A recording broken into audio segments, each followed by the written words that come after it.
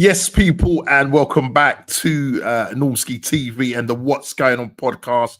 Listen, before you do anything, smash that like button and subscribe and share. If you are new for the first time, I can see a couple of people in the chat early. Big up to Kwaja, always there, and it's to say big up to you, man. Big up to you.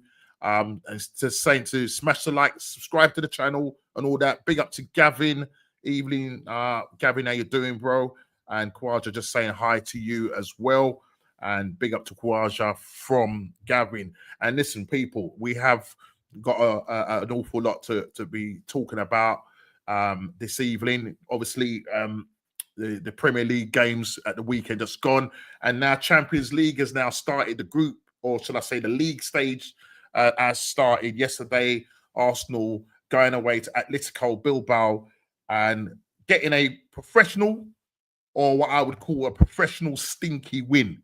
Yeah, some people have probably got a problem with me saying that, but listen, look, when you're going over there with three defensive-minded midfielders, you know what I mean? I've got something to say about that. Yes, we've come away with a clean sheet, 2-0, but can we continue playing like this, you know, throughout the season? Is it a chance that we could actually go for the season playing this style of football? I don't like it because I come from the Wenger era where we was playing that fluid football, and I keep going back to 22, 23 season. If Arteta could go back to that, then bro, you know what I mean? We could do something in the league. We've got the players, we've got the squad. There's no excuses no more now, guys. There's no excuses now. The top fans are saying it like we need to win a major trophy this season, whether it be the Premier League or the Champions League. Yeah.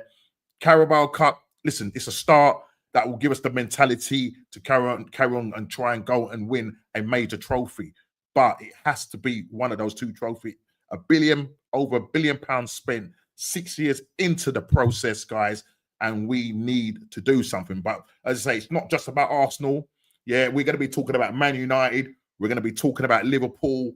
We're going to talk a little bit about Chelsea, Tottenham. I think Ez is away on holiday. That's why he's not on the show tonight. JP can't make it. But I have got three esteemed guests in the background, and I'll be bringing them out. First of all, let me bring out Mr. Big D and Mr. Kofi Slot. Big up to you guys. What are you saying? Yeah, bro. You're all good? Yeah. Boy, you don't sound enthusiastic. I have to dig out the background, Norm. You see the background? I dig out the background. Yeah. The red, gold, and green. Man. The gold and green. Sell my club and get me a better manager. I don't know how I feel about tonight, to be honest, but we'll come to that. Yeah, absolutely. But before we go into any details, let's just go around the table and just see how people are doing. So first of all, Big D, what we saying, man? Yeah, doing all good, man. All good. Yeah. Busy work. Like I said to you earlier, the week is flying. Yeah, man. Why it's flying like this, but it is flying bro, for me. I got kind of mixed up with the dates, brother. I thought it was Tuesday. Yeah, a little bit too busy. But yeah. Apart from that, we good, man. Yeah. Yeah, that's good to hear. That's good to hear. And Kofi Slot, what you saying, bro? Yeah. I'm blessed. Had a good weekend. Celebrated my birthday on Sunday. And, happy birthday. Yes, big up yourself, my guy. Yeah, people in the chat, Kofi Slot's birthday. Anybody want to say happy birthday to Liverpool supporter? Yourself, D. I forgot to wish you birthday wishes. You know, that's all good, man. Happy belated. September borns, you know what I mean?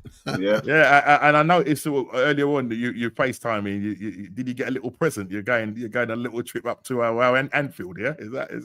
Yeah, you know, my beloved. That's the one, man. Yeah, man, gotta do that little tour up there and stuff like that. Take you guys, but no, we don't want to go up. Listen, you know, to be honest, I'm not prepared to go and get my tires and wheels nicked. Like, so, you know what I mean? So you know, he goes in Merseyside, you know. Listen, joking aside now, but no, really pleased and a big happy birthday. So, people, it is Kofi's birthday. If you're watching this after, wish Kofi an happy birthday in the comments, and obviously in the chat. We'll probably mention it again as more people come in. But yeah, listen, guys, we've got a lot to talk about. The Premier League weekend has gone. Some interesting games. Liverpool getting over the line yet again. 4 games in, like we'll talk about that. Yeah, scraping over the line. The big Manchester derby Man United go away to Man City. We will be delving into that. I think this is probably going to be the main topic of conversation tonight. And obviously, Arsenal beating Tottenham, Nottingham Forest convincingly at home. It was good to see Eze there getting an assist. Obviously, there was a false change. Odegaard getting injured the same shoulder, and Ethan when he came on. And the game sped up and he looked a little bit more interesting. He looked excited. He looked fluid. The midfield looked fluid. But then we played yesterday. Yes, we went away to Atletico Bilbao. Tough place. We go there. They didn't have all their first teamers there. But listen, you can only beat what's in front of you.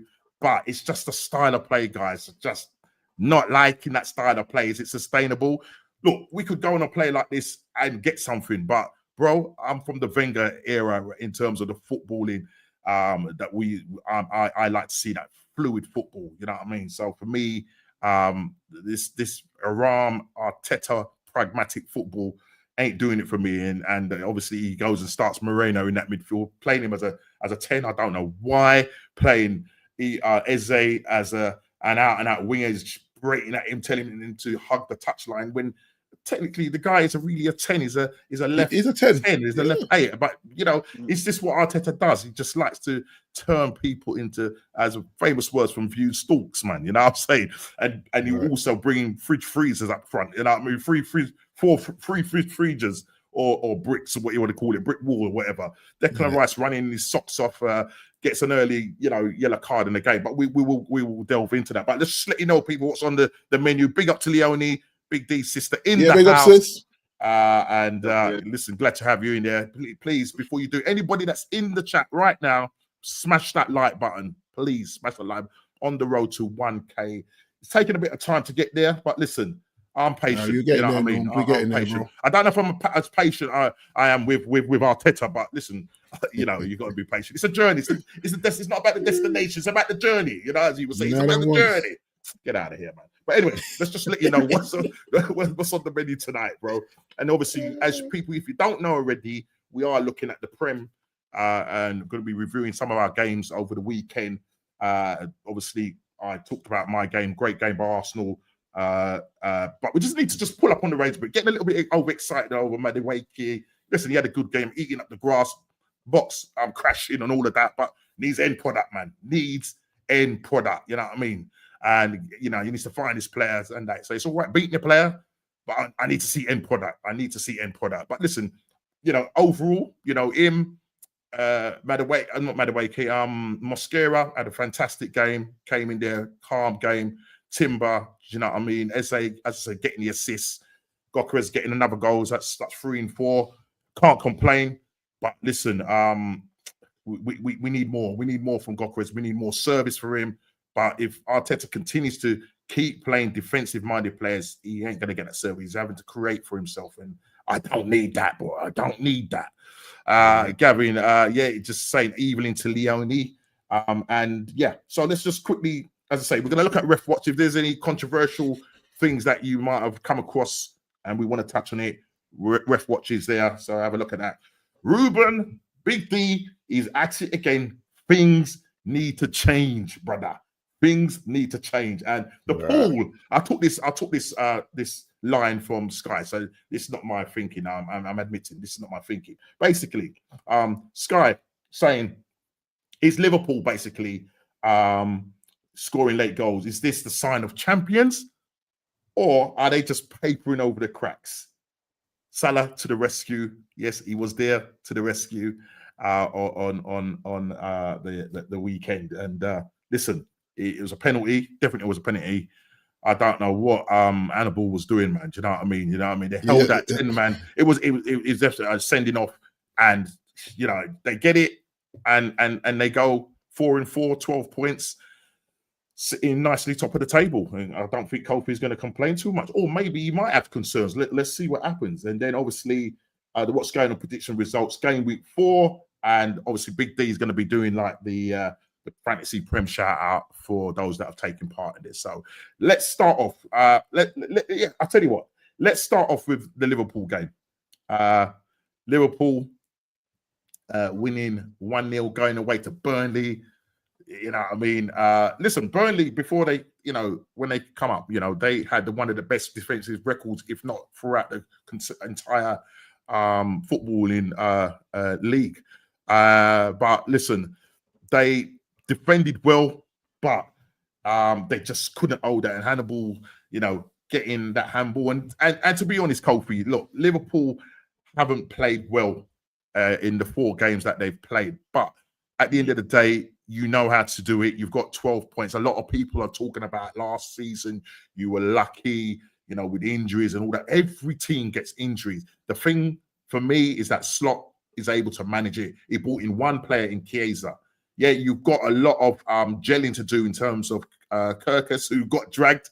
We're going to talk about you. So just get your thoughts on that. Verts, needed to sort of hit the ground running. Ekatiki, he's having an okay season. Salah has not started well this season, not going to lie. I think probably your best player has been Van Dijk. You're 4-4, 12 points. So what was your thoughts on the Burnley game? Yeah, I looked at that game and I was thinking to myself, I mean, Burnley, they're always a stubborn team, and we never do well against stubborn teams. And the way they shut up shop, and they were just proving difficult for us to break down. And Liverpool have this knack of, we cannot break down teams easily when they're doing low blocks, when they're doing defensive formations, and we just found it very difficult throughout the whole game. And we were having a lot of possession, but sometimes possession counts to nothing when you're not, creating those chances. I think we had about 81%. Four clear-cut chances in that game. Yeah, 81%. Just looking at the stats here, just to let you know, guys, people in the chat, 81% possession to Burnley's 19%. Shots on target, only 4. Obviously, total shots 27 to Burnley's 3. So literally, Burnley's backs were against the wall. It was a nearly defensive thing by Burnley to hold out and with 10 men and get a draw, but it just wasn't to be. You know what I mean? It just wasn't to be. And to be honest, I mean, Liverpool need to start. I understand that there are a lot of players that have come in and in certain positions they're still trying to gel together. And Salah should probably, he's our talisman. He should be leading the line better than he has, of the last 4 games so far. And I don't know. I'm just kind of switch it up. Put Chiesa there. Chiesa only gets like 15 minutes in games. Put him in like a little bit longer. Give him a little bit more freedom to take on the defenses or just up the tempo of the game, because sometimes we have such a slow tempo and that affects how we progress in games as well. Yeah, but if you look at Salah though, what I'm seeing him doing, I think he's overthinking the role where he's probably saying to himself, I don't need to be the main goal scorer here. So he looks like he's trying to overcreate because he doesn't want everyone, because you remember when him and Sana used to fall out about him being too greedy. Yeah. Now he's gone. Now he's gone the other way, where he's trying to create too much. Where sometimes you want him to just cut in and just put his boot through it, but because they spent money on strikes, then millions of money within. I'm probably going to get more assists than goals this season. Where the truth is, Salah needs to be Salah. I think with Salah, I mean, he's always had this thing of like, does he have to do enough in certain areas? But yes, you can see sometimes he does work hard with the ball, but then at times he doesn't do enough in terms of that final ball. That final ball is crucial, and sometimes like you can see some of the passes that he makes to some of the attackers that we have in the team, and they're just like none of void passes. Like, why are you making those passes? Make crucial decisions. And sometimes he doesn't make those crucial decisions. And sometimes, as he said, it only takes one moment. But we need you like ticking over like throughout the game and giving crucial passes to, you know, the mans, because Isak is going to come in imminently to play the first team games, and he's going to be playing tonight, but not as the starting lineup. And you know, he needs to be realizing that he's going to have to be supplying those balls for Isak. Yeah, yeah. And yeah, like I say, I think he's looking at changing the role. But we have to be also mindful that players do this a lot when they get them contract extensions and stuff. We've seen it over the years. Like, you get your money, and then you're not seeing. We saw it with Rashford. Got his money, and then just fell off a cliff. You're like, brother, you got your money, mate. You can't fall off a cliff on 300. Wow, what's salary on 400? And or thereabouts, 400K. You know, like, he's got to be the man. That's a whole heap of money, man. And we had it with Rashford. Gave him that big bumper. Even Bruno gave him the bumper. Yes, he's been playing out of position, but players do this a lot once they get them contract extensions. You kind of rest on your laurels. It's not it. Fans are not trying to see that. So yeah, but that's the thing. I feel like, you know, with Salah, and you know, he has to be like just lifting up these younger players and saying, look, this is how it runs at Liverpool. This is how we need to be playing all the time. So for me, Salah, Slot needs to give other players a chance as well. He really does. Like, when he's not seeing it click, like, he needs to say, okay, Salah, you got to sit down a bit. But that's the risk, though, Kofi. You're just giving him all that money not to sit down. Because for me, I'm looking at Salah. I'm saying, people say he's got maybe one and a half good season left in him, maybe two. So, but he gave him a lot of money, and maybe Trent was always going to go. You know what I mean? Like we always knew that all three of them wasn't going to get big money. Liverpool weren't going to do that because they wanted to strengthen elsewhere. As you've seen, I think you strengthened well. Obviously, Wirtz and Kirkes look a little bit out their depths until they settle. They look a little bit shaky. Yeah, he got dragged. I mean, Kirkes got dragged. He got simulation, dragged, man. Simulation. Like, do you think he will start? Listen, you got the derby at the weekend, Everton, and listen, Everton are doing quite well, especially at home. I know they're going to be playing at your ground, but you know, they got Jack Grealish in there. You know, he's creating for them, and you know, the shackles have come off of him. Pep he's out from the shackles, and now he's playing and balling out under Moisey. And the thing is, people are saying there's a possibility that Robertson probably will come in that game because Kirkes is and just a little bit. I don't know if he's trying too hard or what, but he did get dragged quite early. I think it was like the 30 odd minutes or something like that. I mean, 38 minutes. Just looking now. He wants to start well, you know, as a Liverpool player, and I can understand that. You know, he's got a tenacious side to him, but you got to be controlled in like these games. You can't just be health level and just end up getting bookings so early and things like that. Because he got it when he got the yellow card in the 22nd minute. Not like Declan Rice, who got it yesterday, got it in like the 6th or 7th minute. But I mean, he does look a little bit rash. I don't know if the shirt is a little bit too heavy for him or the badge is a bit too heavy for him or what. I think we need it's a huge step up, Norm, isn't it? Yeah, we need that fire in him, but it just needs to be a little bit controlled as and when he does it. Yeah. You know, he doesn't need to go full health level and then end up getting the bookings. It just needs to be controlled and then watch how the space is, you know, manipulated so that he's not being caught out all the time. Yeah. I mean, look, you know, listen, as I say, guys, you know, I think for Florian Wirtz, I think the thing is at the moment, Liverpool, as I said, are playing in second gear. People are saying they're lucky, but at the end of the day, as I think AFC said, it's a sign of champions.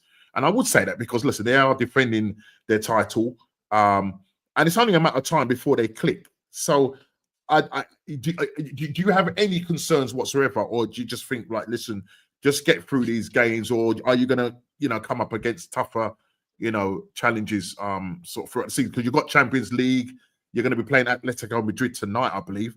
You know what I mean? So, I'll see how you get on in that game. I don't know. really do feel that maybe like for the evidence that we've seen in the last couple of games, and we have scored goals, but we've also conceded goals.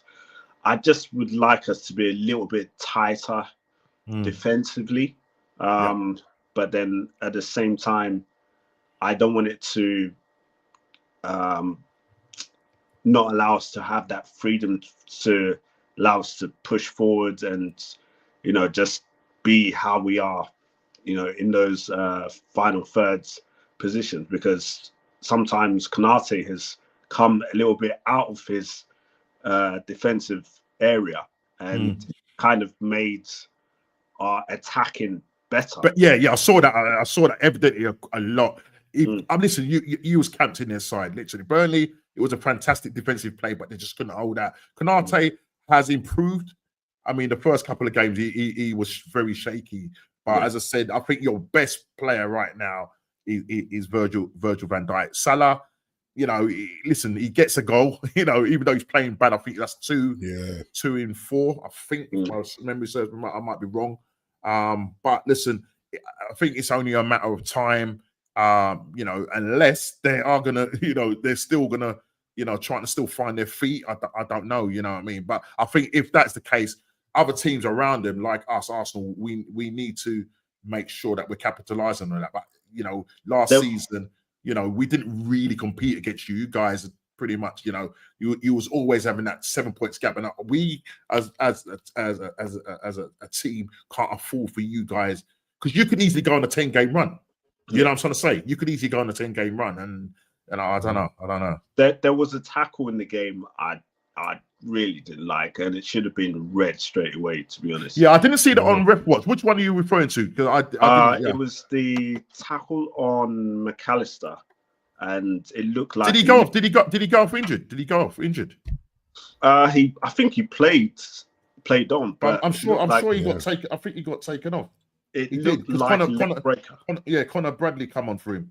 In the 46th minute, it looked like a leg breaker, and the ref, even though he went to VAR, it should have been red straight away. Okay, right. Yeah. Do you know what? I didn't see that. I didn't see on. I don't know if anybody had looked on Ref Watch, but I didn't. Because initially he gave the yellow card, and okay, right. Thinking, really, like you saw that it was a tackle that could have really hurt the guy, and it was with intent. It wasn't as if he lost control and then went in. He actually went in fully with intent. So I mean, you could see the way his leg was positioned, and McAllister's leg looked like it was really bent in terms of the impact of the leg. Yeah. Oh, yeah, no, that's not good. Just before we carry on, just want to say, obviously, the passing of Ricky Hatton, sudden, do you know what I mean? Rest in peace. I've just seen people putting it in the chat, and apologies for not recognizing it, but we lost a good guy. All those, remember all those fights against Pacquiao and against Floyd. I mean, he was a tough. I didn't actually realize that how young, because I think it's because he started so young, because he's only 46. He's only 46 years old. Yeah. So obviously prayers out to his family. May he rest in peace and all of that. I mean, it's not easy in this sort of time, and to lose someone that young, 46 is no age. You know what I'm saying? So definitely rest in peace, Ricky, and big Man City supporter as well. And I know they did a 1 minute silence for them in that game. So in that derby, yeah, man. Yeah, no. Thanks for letting us know, AFC and Static and Junior, for just sort of making that. It was a Stockport lad, wasn't he? Yeah. Stockport, yeah. Started just saying here, Normski panel, the fact that Liverpool have yet to play in fourth gear, I'm definitely worried, and I am worried because I think they have, I just say the newer players, because you've changed pretty much 40% of your team, and so they've got to get used to each other, and I think once they start to click, I mean, now Isak, I think he might be featuring tonight in the game against Atletico Madrid, so. Look, you've got another potent striker there, and you've got the rotation up front. Salah, as I say, he hasn't hit the ground running yet. Gakpo is going to come in with goals. Ekatike, as we know, is going to come in with goals. You know what I mean? Your midfield, Szoboszlai will, McAllister will come chipping with the odd goals and that, and Van Dijk from set pieces, Konate from set pieces. So, you've got goals from all over the pitch. You know what I mean? And and that is the worry static. Yeah, you actually make a very good point there.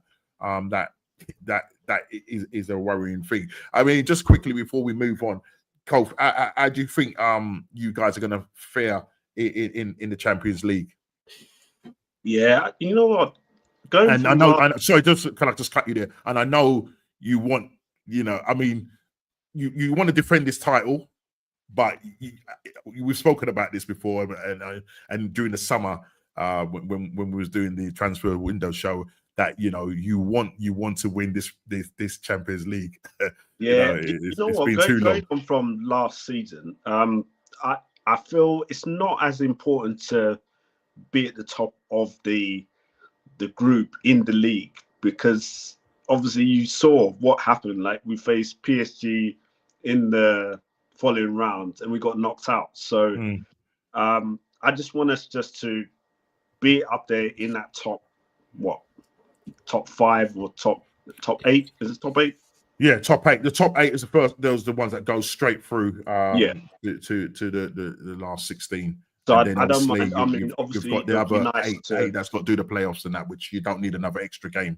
Do you know what I mean? Obviously, it'd be nice to finish strong and top, but we got to just continue how we are in that first phase into the knockout stages, and come up and do the goods against the teams that we face in knockout stages. So yeah. But I think it's going to be difficult. Probably a tight 2-1 win to us. Okay. All right, fair play.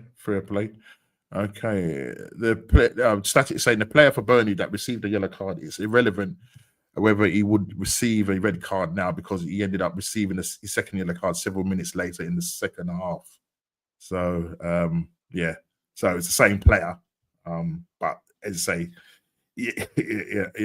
but the handball from Hannibal he was an ex-player of you guys, wasn't he, D? Yeah, he came through the academy, and this is the thing: you are taught to defend in them situations with your hands behind your back. Yeah. I mean, come on, man. I mean, it's like schoolboy stuff, isn't it? I mean, when the ball was hit, I think it was I can't remember who actually took the shot.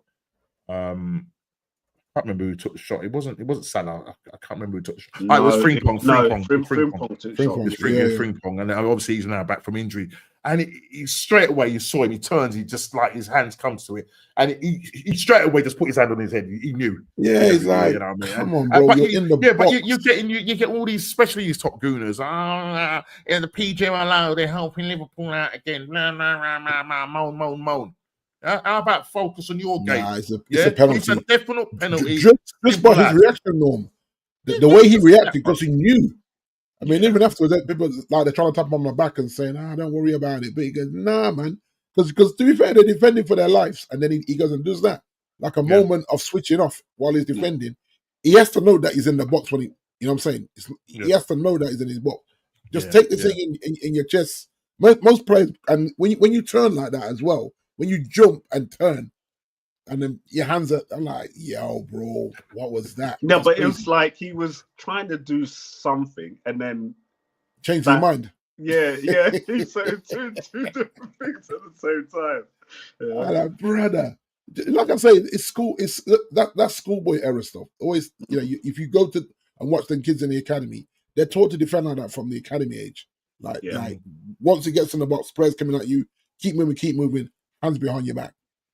Yeah. Like you know, he literally bailed Liverpool out. Literally, what was that? 94th, 95th minute, or whatever it was. Yeah, 95th minute, Right, 95th yeah. minute. Easy, man. 95th minute, mate. You know? Yeah, you know what I mean. Yeah, You 95th practically got minute. a point. They practically got a point before we switched off and did that. So Yeah, not good. Just quickly, I'm just going to run through these ones quickly before I touch on our game, and then we're going to touch on the Man City, Man United derby. We don't So have to, Everton man, that's cool.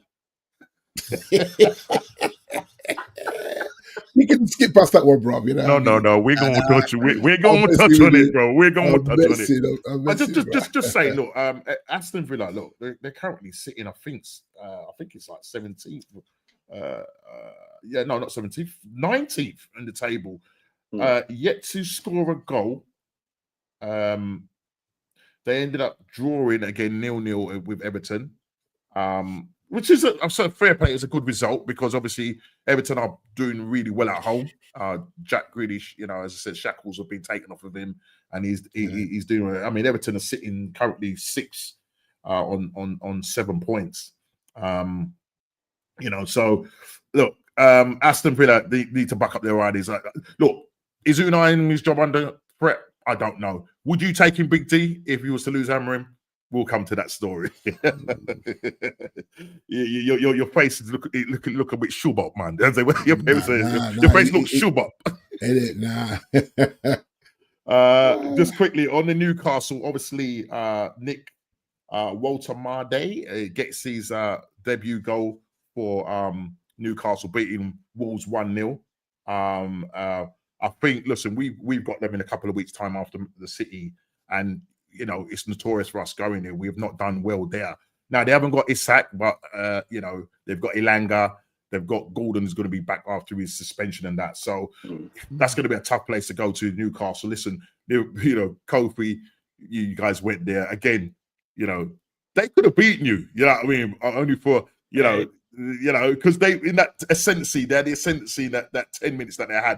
They were throwing everything at you. You know, everything at you. Do you know what I mean? You know what? I expected it, but again, we came out with 3 points, and you know, this is it. But listen, what can you do? You can't complain. Fulham winning 1-0. It was an own goal by Gabriel Goodmanson. And Fulham they currently sit in 11th at the moment. Yeah. So Fulham are sitting 11th. I'm just going to run through these because I didn't get to see the games. You know what I mean? The games. And then Aston really finally scored a goal. The League Cup defeat Brentford on penalty. So okay, this is one from Static. I'll get onto that in a minute. So they did actually win a game, but it was on penalties. Not in open play. AFC Bournemouth doing really well, sitting on 9 points currently. Areola, I mean, that's a man that could interest you, Big D. You know, what I mean, 2-1, most definitely beating Brighton. He's having a good one at the moment. West Ham losing at home to Tottenham. Tottenham are just ticking over nicely under Frank Thomas. You know what I mean? He's doing okay with them. Winning 3-0 away from home. I thought West Ham had a little bit of a resurgence, you know, after going up and beating Nottingham Forest, but it looks like they've reset and just gone back to doing what they do. And you know, it was a London derby. And normally West Ham do quite well against Tottenham, but on this occasion, you know, things are not going right for them. I don't know what's going to happen with Potter. If who's going to be the first to walk the tightrope? You know what I mean? It could be him, could be Amorim, even though your hierarchy people are saying that no, we're going to keep him, and we do have the players to play his system. We know that they can play through that, and we will come on to that, Big D. So don't worry, I'm just giving you little tasters, little ticklers there, Brentford, Chelsea 2-2. Yeah, Brentford. Bro, Jancis, Liverpool is scores.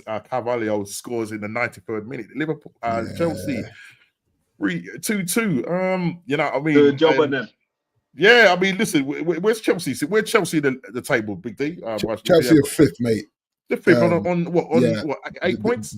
Yeah, 8 points plus 6 goal difference. Yeah, okay. So look, that must have been a kick in the teeth for them. Look, Brentford actually took the lead. Then Maresca made the changes. They go 2-1 up, and then in the 93rd minute, Carvalho comes to the rescue of Brentford. Crystal Palace and Sunderland drawing 0-0. And let me just see if there's any other games. Obviously, we talked about the Burnley game, and we will come on to that. So let's talk about the Arsenal Nottingham Forest game. Let's talk about that. But just quickly, just go for the chat again. If Hannibal had stood still, that ball would have hit him in the chest, and he blocks that shot without his arms out. Yeah, definitely. Just laughing out loud on probably one of our jokes.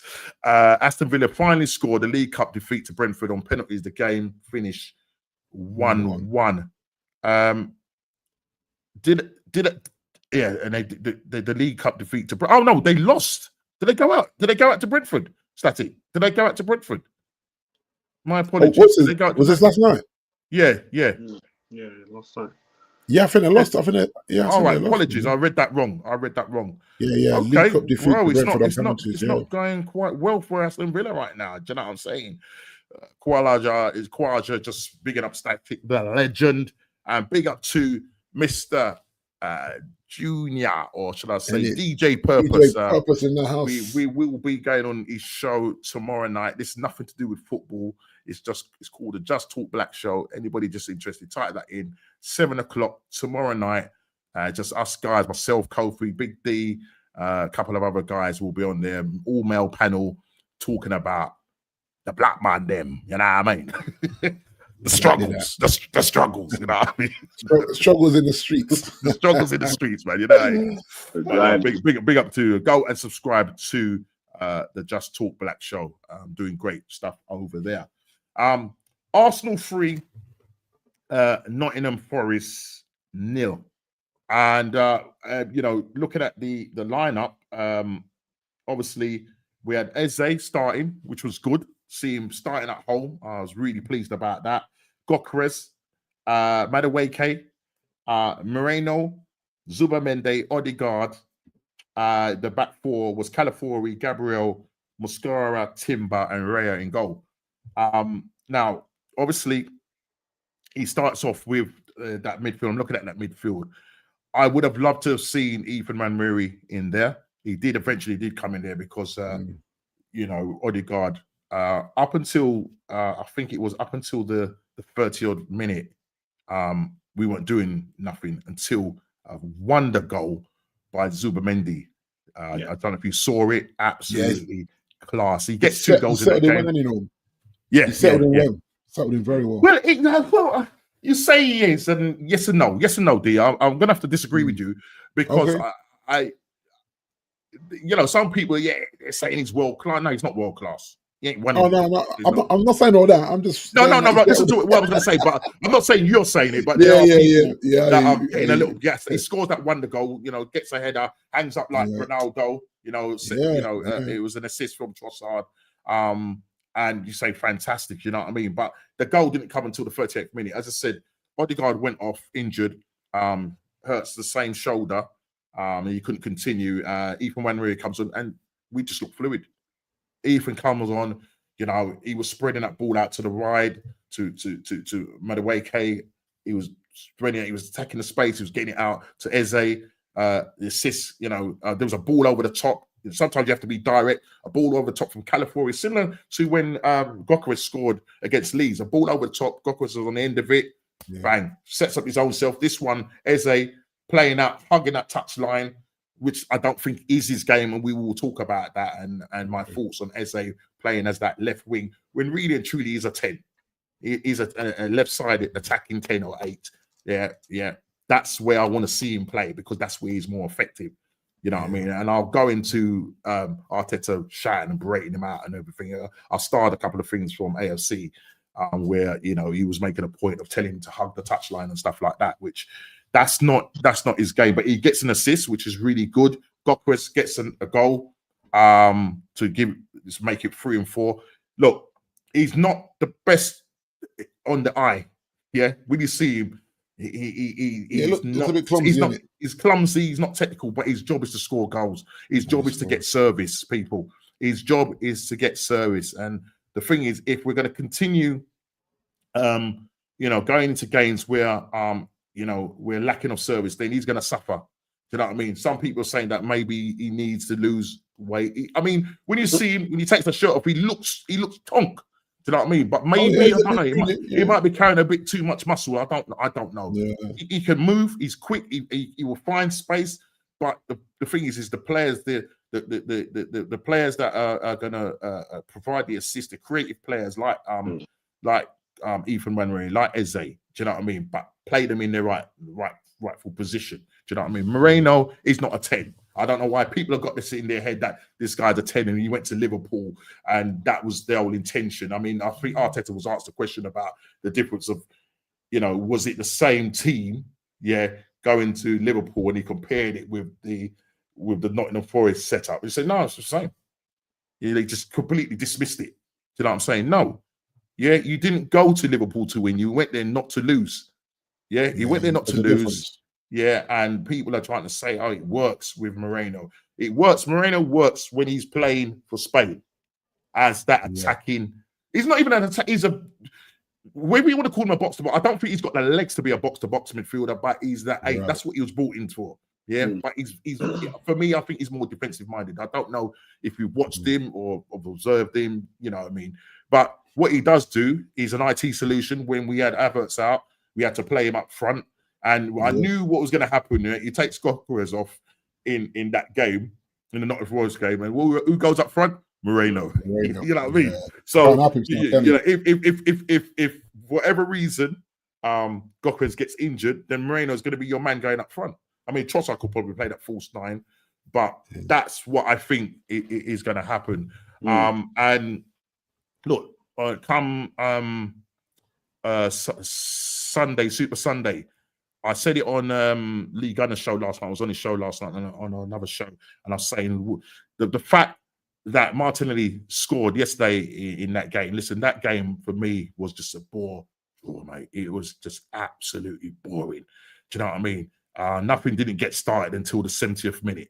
Do you know what I'm trying to say? Yeah, Atletico Bilbao had a chance from Buringo where he just went past the post. If there was any other better team, we might have came unstuck. But it was this side-to-side ball from Rea. He plays it to Mosquera. Mosquera stands on it. He then plays it to Gabriel. Gabriel then plays it back to him. My man kicks it long. It then gets recycled back, and we start the whole process again. For me, Eze looked isolated out there, and just this thing from it's not his game, is it? That's what I'm saying. AFC says, Normally, do you see Arteta shouting at Eze to hog the left wing when Eze drifted in the 10 role? See, this is what I'm talking about. It's taken away that natural ability from AFC, Norski, Arteta will drop Eze for Martinelli for the Man City game. And I said this on Lee Gunner's show last night. Yeah. I said this on Lee Gunner's show last night. That's what he's going to do. He's going to do that. Norms, who does this situation remind you of? What Arteta is already doing to Eze. This is exactly what Pep did to Jack Grealish. Exactly the same. Like I said, forget your creativity as a Roman 10. Hog the touchline. They're game killers. I mean, big up. Why not? Yeah, big up, my guy. Yeah. It's like, for me, it's like, you're already trying to kill this guy's game, and you have to remember that you weren't in for him. So the moment that the reason that you're forced to get him, you already knew what it was before he came in, and so it's like, just utilize him to what you've seen him do. This is the whole reason I'm bringing him in. But to say, oh, I just want you, you're killing the kid's creativity, man. Ridiculous. Yeah, of course it is. It is. And I looked at Eze's face and I was thinking, man, this guy just looked fed up. Vexing it. You know what I mean? Yeah, man, because you bring him in, you bring him up and you said, he's going to be a free spirit. He can roam around and do what he needs to do, blah, blah, blah. I'm thinking, come on, man. You know what I mean? Yeah. So, the thing is, people have got this thing that when he was playing for Crystal Palace, he played in that left position. Now, I think it's Canon Opta stat. There's an Opta stat. Yeah, let me just share this with you.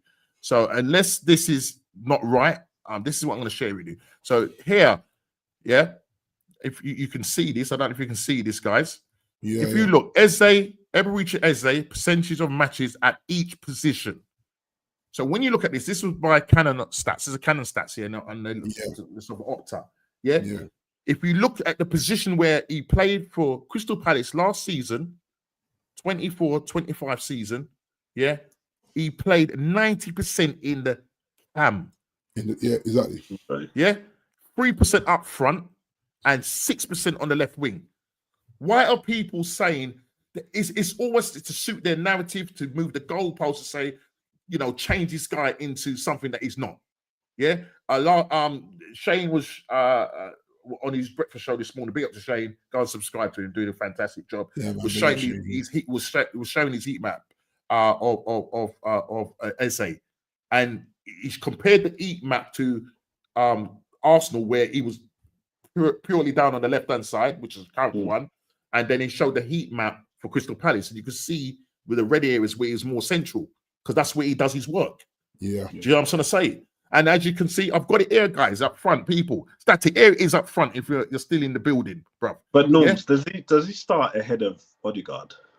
Yes, he does, 100%. What are you talking about? What are you talking about? The problem with Odegaard, guys, is that he slows the game down, and he does the same thing. He gets the ball, does a little pirouette, plays it out, constantly plays it out to Saka when he's playing. When he was there playing for the minutes that he was on, before he got taken off with the injury. Constantly the ball. There was a ball he just played to nobody. He played a through ball and there was nobody there. Now people are going to tell him, well, how comes what's name didn't make his run? Well, he was nowhere near it. He just blindly played a through ball to nobody, and he's predictable. He doesn't attack the space. When Ethan come on, you saw the game. It sped up, more fluid. He made the game more balanced because he was able to hit both flanks. Yeah, but get both teams both players on the flanks involved, even though Eze is not a left winger. Yeah, and that's what I like from Eze. Ethan does that. Max Downham, who can play as a 10, you can see what he does on the wing. Yeah. You know what I mean? Obviously, maybe it's to protect him. That's why Arteta's starting him out on the wing. He's only young, whatever. Yeah, Eze needs to play in that 10. You saw, I was watching some compilations of Eze supplying Mateta. Right? Yeah. And I know Mateta's a man that you like, Big D, yeah? That you have on your side, you know what I mean? He was supplying him, and if he could do that, Gokares will be in double figures sooner than you think. Yeah. But the problem you have, Norm? Yeah, it's Arteta. The problem, well, yes, and the captain's armband. So Odegaard has captain's armband privilege. Yeah, and even though we just get subbed at times, he can get away with a lot because of the armband. Yeah. And obviously there's been a lot, I've been hearing Arsenal fans, especially on some of my other group chats, fantasy league group chats. Even though it's fantasy, we always talk real football, and a lot of them guys are saying, "Yeah, man, just give Declan the armband." But if you give Declan the armband, then it makes him have to really think about his team selection, because I do think that the Odegaard does get picked moreover because he's the captain. But then I think that when he wasn't captain, he was playing a lot more freer. I think there's that added pressure, and he's not really that captain material like that. So yeah, some people say that to take the captaincy away from me, but people have a problem with that. You know what I mean? And Arteta had really told her and said, it wasn't me that chose him; it was the group. And then when he came out in an interview with Odegaard, Odegaard actually said, "Well, Arteta has the last say." So stop making up lies, because that's not the case, right? Yeah, the thing is, he's not captain material. Yeah, give it either to Declan Rice or give it to Gabriel Magalhaes. Tony Adams got crucified. The legend of Arsenal got crucified. For saying that. Yeah, saying it out, and there are people. I'm thinking, guys, you need to just sit down and keep quiet.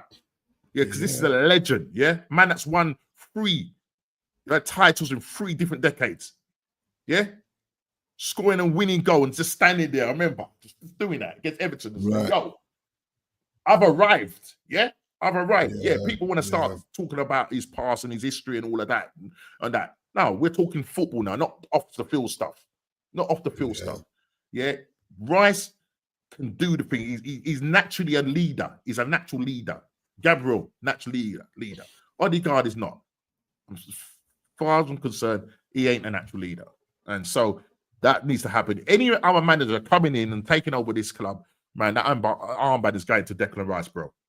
You know what I mean? Well, just let's read it. Some people don't watch other teams than Arsenal. Some just want the lie and protection racket of the. Listen, look, bro, you're right on it. Why not, man? That's what it is. It's a cult, bro. It's a cult. It's a cult, and it's very worrying, people. It's very worrying. But as you can see, guys, here's the evidence. 24-25 season. Some of them go, well, that's not actually right. I went and checked it out. 6% on the left wing, 90% as a cam, and 3% he played as a striker. And the season, I think the 23-24 season, I think it was like 40-odd% he played as a CM, 20-odd% as a cam, and 24% as a left winger. But that was in the 23-24, because I think the season when Elise was there, he played more out on the left. Yes. He played more out on the left. Yeah, but this is what he is, and this is where he's more effective. And the fact that Arteta was barking at him and telling him, you need to come out, get wide. Come on, man, what are we doing here? You know what I mean? What are we doing here? Do you know what I'm trying to say? So yeah, so as I say, Madueke, just want to see more end product. Need to see more end product from me. Yes, he's taken on his man. More than say what Saka does, but the thing with Saka has what you call, at the end of it, he scores goals. Yeah, cuts in on his left. Yeah, scores goals. Sometimes it can be a bit predictable. What you get from Madueke is chaos. A little bit like Calafiori. You know what I mean? Bots crashing and just running. I mean, Calafiori never ever stays in his position. If you watch this guy, I'd be interesting to see his heat map against Nottingham Forest. The man was everywhere, but at left back. You know what I mean? And that's the way. A sensible team, they hit that over the top. I know my man has to shuffle across to protect that. But my man sometimes was playing overlapping Madueke. And he's overlapping Madueke. But why is he allowing Calafiori to do that? But he's barking orders at Eze to come and hug that touchline. Why? Yeah, because that's not his player. Gokwets is not his player. And he drags both of them. Yeah? He drags both of them. Brings on Martinelli, brings on Trossard yesterday in that game. Yeah. What a genius play there by Arteta. Yeah.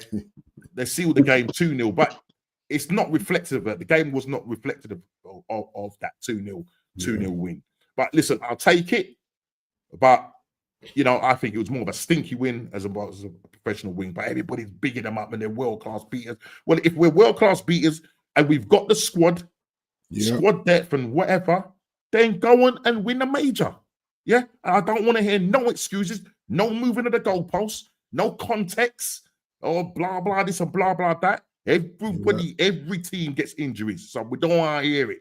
Simple things. I don't want to hear it. Don't want to hear it. But listen, we get that 3-0 win, and we could have scored more. And we move. But Man City is coming up, and as AFC says, I think because of the fact that Martinelli has come on, and it's good competition, that the fact he's being pushed and takes that goal really well yesterday. Do you know what I mean? He was a provider, as scorer as well as a provider, same with Trossard, scorer and provider. He takes that goal really well. I think we're going to go ultra defensive against Man City. I think we will start Moreno. He'll start it because I don't think Odegaard's going to be fit. So in that midfield, it's going to be Moreno, Zubimendi, and Rice. And I think he starts Martinelli on the left and drops Eze. Are you guys away? You know what I mean? No, we're at home. We're at home. But as crazy as that sounds, I'm still, in my heart, I'm going for a 2-1 win because we need to. I'm saying we need to because if we drop any points and you beat Everton, it's a long way, bro. You know what I mean? It's a long way, and I not a guarantee this weekend, man. Everton. I know it's not a guarantee, and as I said, is that Anfield? Is that? Yes, at Anfield. Yeah. The Merseyside derby just brings something different. Yeah, because unpredictable for sure. Yeah. And also, you like this. Eze, all competitions, his entire career, attacking mid, 144. Here we go. Appearances, 35 goals. I saw this stat, and thank you. You read my mind, brother.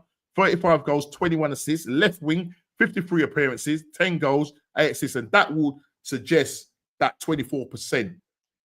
Yeah. Of this is like going back maybe 2023, 24 season. 24, 25 season. That's the other stat. So I think this was left wing, 53 appearances, 10 goals, 8 assists. Eze is clearly a more effective attacking midfielder. As simple as that. And thank you, Static, for getting that information, bro. Thank you very much for getting that information. Okay, Dawski, now I'm done. Take care, bro. Thank you very much, Statty, man. If you do happen to come back in, you're welcome in, bro. Yeah, the Gilberto of all mods, bro. Like all the thumbnails today, Arteta Tactical Masterclass should be a masterclass. Well, this is it. Why not? Tactical Masterclass, bringing on these two guys and whatever. You know, this guy wings it, bro. You know what I mean? He wings it. You know what I mean? The Lewis Skelly team, right? The Lewis Skelly team, right? He when he's playing in the the academy under Mertesacker, he was playing as an 8 or a 6. Right. The only reason why he come in because California was injured. He wasn't playing. He wasn't playing Kieran Tierney, yeah, and he wasn't playing what's the guys that's just gone to Nottingham Forest on loan, the Ukrainian guy.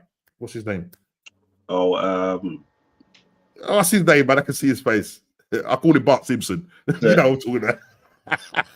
Bart Simpson. Yeah, Zinchenko. Sorry, it's Zinchenko. Listen, us oldies, bro. My brains, grey hairs, man. You know, if you know what I mean? So you see a face and you can't remember the name in it. You know that ones. But that was his only way of coming in. California is a left centre back. He's now playing at left back. Skelly now is on the scrap heap. Yeah, right. So Skelly, and Kepier is bought as a left centre back. Right, so I don't know what chance he can play as a left back. And obviously we've got an obligation to buy him 60+ million or whatever it is in the summer. Sorry, Kofi, you were saying, bro. Yeah, I was saying. So Skelly's not started this season at all. He hasn't started now. Yeah, that's what I was going to say. He just chucks him on the scrap heap, bro. You just chucks him on the scrap heap, my man. You just feels a bit personal. Yeah, because interesting. Yeah, exactly. You know what I mean? Yeah, you know, not Eze, sorry. Ethan Manbury signs that big deal, the big to make a big thing about it. You know, and then all of a sudden, man doesn't come on. He would rather bring on a defensive player in front of him. Yeah. I guarantee Skelly's gonna want time to play because because of England, because of the World Cup. Exactly. Yeah. Exactly. He want to go. So he needs to be doing this. He needs to do this. Why not say? No, you heard Igal, the mouthpiece to Arteta. Skelly played left back, no longer seen as his traditional left back. Oh my goodness. You want to know something? You don't get the joke, guys. You'll know. when you hear Igal, you'll know. But big up to everybody. Big up to everybody. Well, listen, guys. Let's move on. Let's bring on the Manchester derby. Let's move on.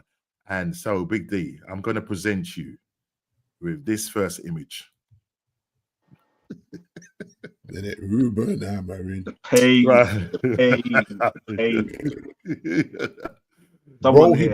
Okay, so self-inflicted. Let's go to Sunday, Super Sunday. Manchester City 3. The noisy neighbours 3, as Alex Ferguson would say. I think there was a quote that came up from Alex Ferguson that he never. You might know this, D. He didn't think that we'd ever be in a situation where we would lose a Manchester derby in the way we lost it. I can't remember the exact quote. There was something that was said, and he was adamant that Man United weren't going to sink to that level of Man City. Well, bro, getting a bit peaked right now. Manchester City 3, Man United now. Big D, I know you've got the green and gold behind you. There's a reason why you've got that behind you. Ineos, Breda are them man there. Yeah. Talk to me, brother. There is a mad narrative, right? Where Dan Ashworth, the one they put on gardening leave to say, hold on, we're bringing you in, bro. And then kicked into the curb the moment he said, this dude in the picture, we don't have the players for this dude. They said, what are you talking about, Dan? We don't have the players for this dude. This dude is rigid in this system. Nah, Dan, you know what, Dan? I think you're a troublemaker, mate. You know what? Here you go. Here's your P45, mate. What? For telling the truth. Now, in a couple of months' time, he may prove us wrong if he's still here. But at this moment in time, his stubbornness to not... I'm not even saying don't play the 3 at the back. I'm saying make it adaptable, my guy. Because you're here to win football games. That is your sole purpose. Forget about until they know how to play this in their sleep. I'm not going to change my philosophy, my whatever. Right? Cool. Starting lineup, Norm. So he's lost his favorite, which is Mason Mount. That's his golden child between Mason and Bruno. So he's forced to play the club signing, which is Benjamin Sesko. That's not a Ruben signing, trust me. Okay. So he's forced to play his club signing, and then rather than make the midfield compact. This is where my problem is with the midfield. This system, in my opinion, only 2 midfielders can play this system successfully that are currently in the league. Now, if there's any more, then you can put it in the chat. Only Moise Caicedo and your brother Basmati Rice. They're the only 2 that could come into this Man United team and boss a midfield as a 2-man midfield. It's impossible, no. Okay, that's what I'm saying. Okay, yeah, that's why I said add. If I'm missing anybody out, add. So Kofi's saying Gravenberg. Right, that's 3. Out the whole league, 3, maybe 4. We don't have them players. Baleba? Oh, got it. Baleba. Can Baleba play in the 2? He's got the legs. Does he play? When I think he plays in the 3, doesn't he? Does he play in the 3? Okay. In the 3 midfield, yeah. So I think they play 4-3-3. But in this 3-4-2-1, where you've got no Cunha, so Cunha would always start. Rather than you leave Ahmad at wing back, at least Ahmad can do a little thing. Because I think Ahmad's struggling. He's struggling. He put him in a 10. I think he just looked a little bit out of his depths there. And then you watch Bruno and Ugarte get completely overrun in midfield. Rather than you start Bruno in the 10, you put Diallo back at wing back alongside Dorgu, and you bench Luke Shaw. Gary Neville, I know you're watching. I'm going on camera. See, Gary. Hold on. Luke Shaw. Hold on. I'm getting vexed. No. Before you start. So say okay. So you want to talk? You want to talk to Gary? Is this a personal thing you need to do? I know Gary's watching. Okay. How do I make this? Nah, it's cool. Do it. Okay. Oh, you're trying to put me on a solo? No, but no worries. It's fine. Man. I've lost bro. I'm sick of hearing when Luke Shaw is fit, he's world class. Stop it, guys. He's been here over a decade. I've yet to see a world class Luke Shaw. He's been good at times, but not world class. So in 2025, I never want to see Luke Shaw and Harry Maguire at some point in the game in the same lineup. What are we doing here? Ridiculous. Make that your New Year's wish list resolution, bro. Yeah. Kofi, it's so painful because I'm not even trying to scapegoat Luke Shaw, but what I'm saying is he's just a role player now. He really is just a role player. And Ineos have bought in 11 players, guys. Sorry, I'm getting croaky. 11 players, and I'm still seeing Luke Shaw start games. What, you trying to get back in the England squad? Luke Shaw. Bro, nah. And so he got the lineup wrong, in my opinion. He got the lineup wrong. You bench. What's the point of benching Casemiro when he's playing 1 game a week? What's the point of that? Because put Bruno in the 10, start Casemiro and Kobe Mino. Free Kobe, my guys. Free him. Because Kobe came on along with Xerxes and immediately made a difference to the way we looked. And even Pep had to put his hands on his head and say, listen, someone slow this Kobe kid down. Apparently he's got no pace and he got no talent either, really. He's really just got to really work on himself. According to this manager, he just came on for his cameo and proved the manager is just a liar. Why is he lying for? Because the truth is, you've got players you wanted, and there are players that, like I said earlier, like Sesko, that are club signings. You've got to make it work. And yeah, this percentage, I had it up on a snapshot picture. The worst start since World War II. I mean, since World War II, that's what he's doing. How do you finish 15th, and then now this is a narrative. People are trying to write off last season, though, like it didn't happen. Like 15 play. Oh, instead of being 4 games, chill. 4 games. No. He had the most extended preseason in Premier League history. If we're saying that this whole stink the joint up and finish 15th and lose a final to Tottenham, that's when I would have fired him. I said, not only are you 15th, bruv, you just lost to the Spurs, bruv. What's that You film? cost us Nightmare on Elm Street. Nightmare Literally. at Old Trafford. No, but it's known as the theatre of dreams, mate. Bro, bad dreams, brother. Bad. They fixed the leaky roof allegedly. Apparently, it just drips here and there. It don't leak like. Remember, it used to be like a rainforest, like a like not a rainforest. You know what?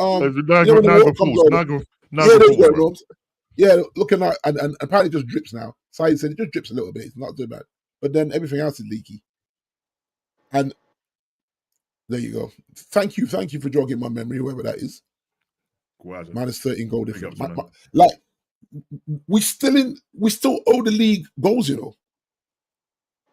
We owe the league goals, Norm, and we are -4 goal difference already. He's averaging a point a game, Norm. He's averaging 1 win a month since he's been there. 1 win a month, guys. I don't like even exaggerating. Like if you go back and look, I was just looking at the stats a couple of days ago because I'm like, let me just look at these stats here. He's averaging 1. I think there's the odd month where he actually had 2 wins in a month, but most months is 1 win a month. And if it wasn't for the teams that went down, and even the wins, those 7 wins, I think 4 or 5 of them were against the teams that went down. The 3 teams that went down, right? And then we sucker punched. You went with a back 5 to Grimsby.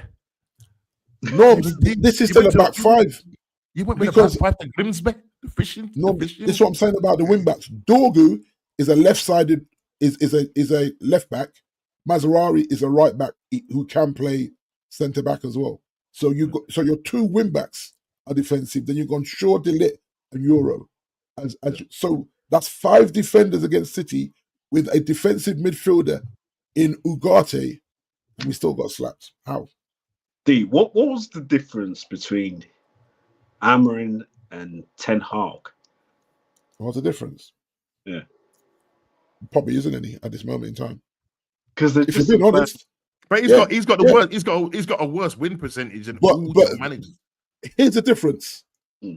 Amorim is a poet in the press conference, where Eric Ten Hag was just a blabbering fool. Excuse my French, but there's no blah. What's he talking about?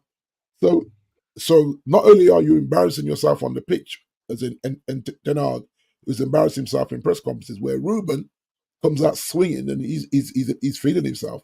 He actually said, well, if I'm not the man, then find the man. He's not going to walk. He said he's suffering more than the fans, Big D. The disrespect. By the looks of this picture here. What was going on with this picture here? So this picture is the Bruno penalty. This is a penalty shootout. So there's where he looks away. No, this is not. No. This is Bruno's penalty. Big up to you, big up to you, bro. The Burnley game. Yeah, he skied that one. So he. No, he didn't. The one he scored. This is the one he scores. Okay. So he puts his feet up and closes his eyes. He don't want to watch it. What confidence does that do to the players on the pitch? This is Man United. Yeah, and this is Man United, and you're getting a man sitting there, closing his eyes, sitting down playing Scrabbles or drafts. You remember what he did in the Grimsby game? He went behind the chair. I know. In the Grimsby. You know? I know. As Kofi just said, he played a back 5 at Grimsby, and then I actually probably get him playing a back 5 against City just because of the way Haaland is, but not 1 yellow card in that derby, guys. Not one yellow card in that derby. As Roy King said, he makes changes. He brings on Slabbed. How is Slabbed your defending was, I mean, Luke Shaw, when my man nearly broke his ankles, Dorku nearly broke his ankles. Did you see when Luke? What Did you was he see doing? What was Luke Shaw doing? First of all, and for the well, all the goals, they were gifted goals. They were gifted goals. How is on earth is Slaven able to catch Haaland?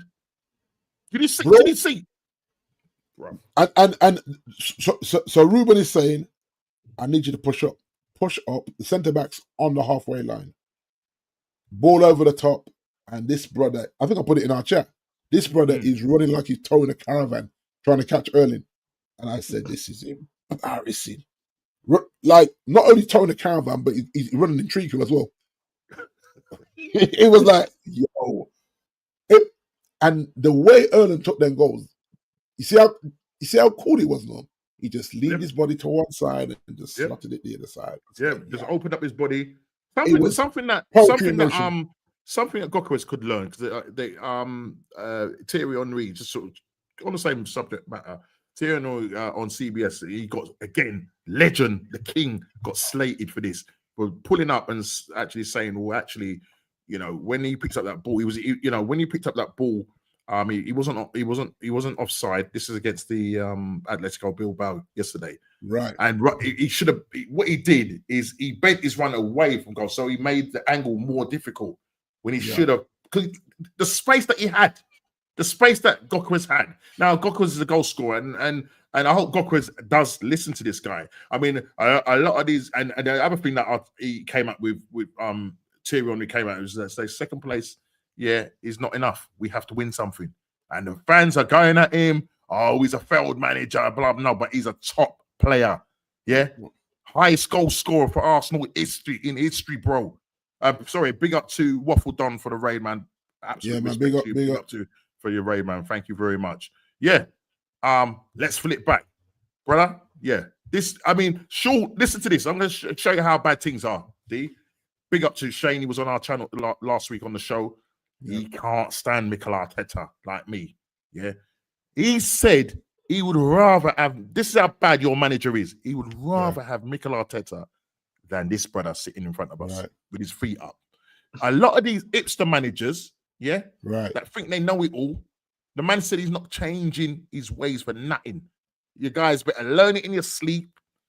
This guy is walking a thin line, Big D. Yeah. Well, does he want to get? Is it that he wants to get sacked?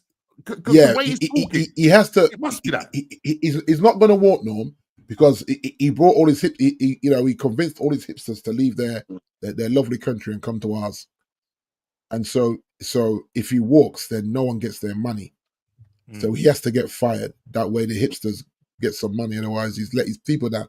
Now, do you ever see in a game one of them hipsters roll up on him and put an arm around his shoulder, lean into his ear and say something to him? Not one of them, Norm. He's a maverick. So even his coaches can't step to him to say, Ruben, it's not working, bro. I'm not saying it in one game.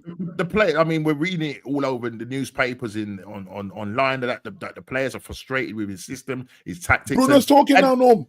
Well, there you go. Bruno's talking now. Now, there you go. Now, the leaks out just like your roof. Does he strip Bruno of the captain's armband? Because in chat now, he spoke the changing room. We'll see. Wow. We'll see if Bruno gets stripped to the captain's armband for talking out of turn. Sir Alex needs a word with him, like pull him. He needs to be gripped up, Kofi. Yeah, he needs to be gripped up and shaken. Now, whether that's Jason Wilcox and a Brahma together, or they bring in Alex with his walking stick and Alex grip him up and put him in a chokehold or something, because you've got to adapt, Norm. I don't care about your philosophy, because I'm watching Glasner play a similar thing at Palace and do it very well with lesser players and way less budget. 236 million in the summer, and we can't score goals, bro. Benjamin, I know you're watching as well. Benjamin, do us a favor, Mr. Sesko, sir. Drop deep and get on the ball, my guy. Maybe you need to leave his hair alone. Tell him to leave his hair alone. I don't know what it is. He needs to drop deep and get involved in the game. Otherwise, he's going to die out there. This man's going to leave him to die out there. Maybe he needs to start kicking some boots in the changing rooms. Who? No, listen, he's already smashed up TVs and stuff, allegedly. He's already done all that, Kofi. It hasn't worked. Listen, So now, listen. Okay, D. Let me just come in here, right? Let me come in here, right? Your favorite YouTuber, Mark Goldbridge. Yeah. Oh, here we go. Go on, Right. Holmes. Right. Now he's basically saying like, you lot, yeah, you don't know what you don't know football. You don't know what you're talking about. It's not the system. It's the players. Norms, I don't know if I broke up or you broke up, or we both broke up. I think the Matrix got you, bro. We're good now. Is it? Go on. Sorry, bro. Let me say I it missed again. the end what you said. Let me say it again. So he basically says that you Man United fans, yeah, the negative ones, don't really know ball, because if you're blaming the system, you don't know ball. Yeah, it's the players. It's the players. Is that the case? Is it the players or is it the system? Because the problem is that you bought Cunha, you bought Embremo, you got all these players. They're decent players, right? Why can't he change the system? But he's saying it's not the system, it's the players. So then my thing then goes back to the people that are buying these players, that you're not buying the right players. Norm, it's the interpretation of the system. There's nothing wrong with the back three, even though only, let me see, Chelsea are and hope you guys can correct me on this. I think Chelsea are the only team to win a Premier League playing with a back three. I don't think any other team, and if I'm wrong, please correct me in the chat. I think Chelsea are the only, and the Conte, wasn't it? The Conte, the Conte, right? Yeah. So that's the only team that's ever won a Premier League playing this back three system. This is not Sporting, my guy. And the mere fact that we had three players that could play in the 10, and I'm going to put Kobe in that. I think Kobe can play in the 10. And we went out and bought two more 10s when we needed a Declan Rice, a Moise Caicedo type of midfielder. Straight away, we hurt ourselves. We actually didn't need to chase Mboma for all that time because Cunha was already through the door. Bruno's more effective there, even though I don't like him there. He's more effective there than he is in the whole. So Ruben, like Arteta, listen, we're not as bad as you, but Ruben is moving and playing players out of position. He's playing. He's playing, as you said. He's playing. Who's it? Ahmad, right? He's playing him as a wing back when he actually is a winger. Yeah. You talked about Bruno, right? He should be playing more further forward. He's got to go further forward. He can't play as an 8. He can't do. That's why he got caught out. He got caught out with that goal. And then did you?